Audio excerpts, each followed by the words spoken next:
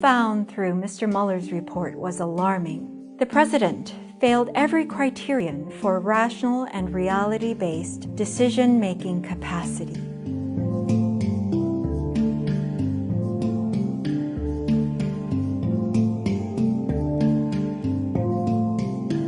My name is Dr. Bandy Lee. I'm a forensic psychiatrist at Yale School of Medicine.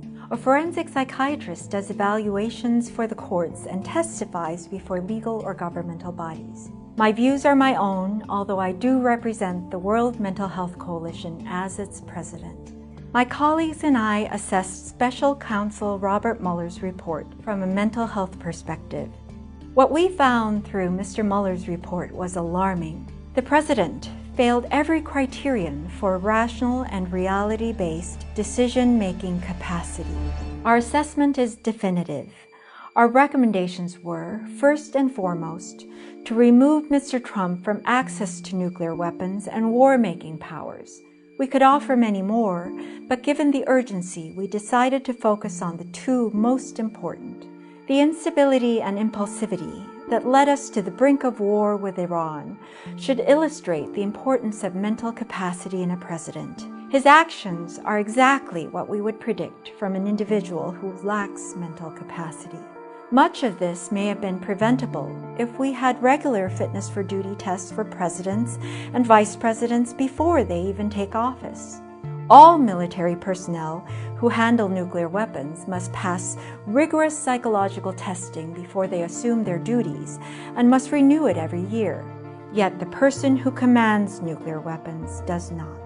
What we performed was a mental capacity evaluation. It tests function, not diagnosis, and in this case, the ability of someone to make sound decisions free of impulsivity, recklessness, paranoia, and false beliefs. To demonstrate mental capacity, one has to be able to take in information and advice, to appreciate and make flexible use of that information, to consider consequences based on rational, reality-based, and reliable thinking without undue interference from impulsivity, conspiracy theories, emotional needs, or fluctuating inconsistency, and to refrain from behavior that places oneself or others in danger.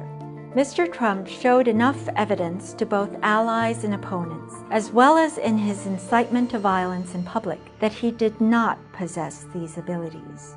Our work is not about Mr. Trump, who may not be a danger as a private citizen, but about protecting society against the powers of the presidency in a person who has not demonstrated the ability to handle them. As the evidence was overwhelming, and since outside perspectives are more important in a functional exam than a personal interview, we did not feel we needed one.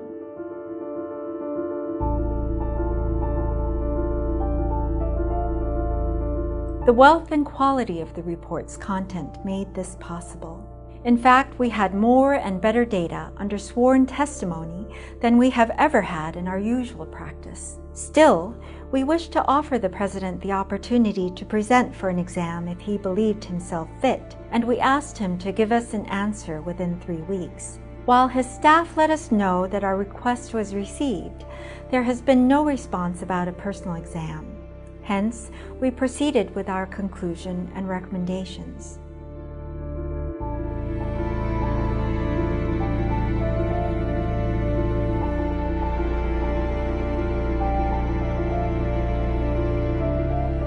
A capacity evaluation is different from a diagnostic exam for the purposes of treating a patient.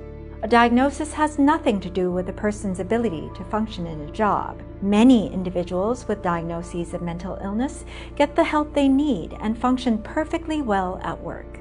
We are also not interested in a diagnosis because the president is not our patient.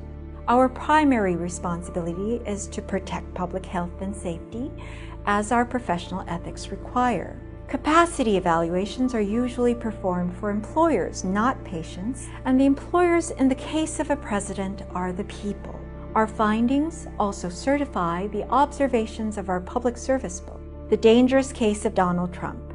37 psychiatrists and mental health experts assess a president.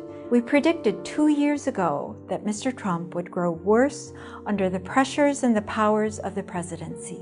Having a president who lacks capacity is like having a captain who is asleep at the wheel. Only worse, since many people will not recognize that he is asleep.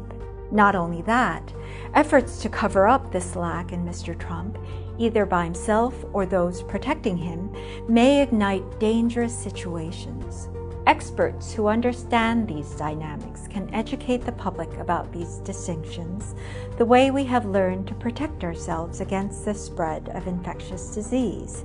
We urge the public to read our report, which can be found on our website, dangerouscase.org, and we urge authorities to follow our recommendations. The security of our nation is at stake.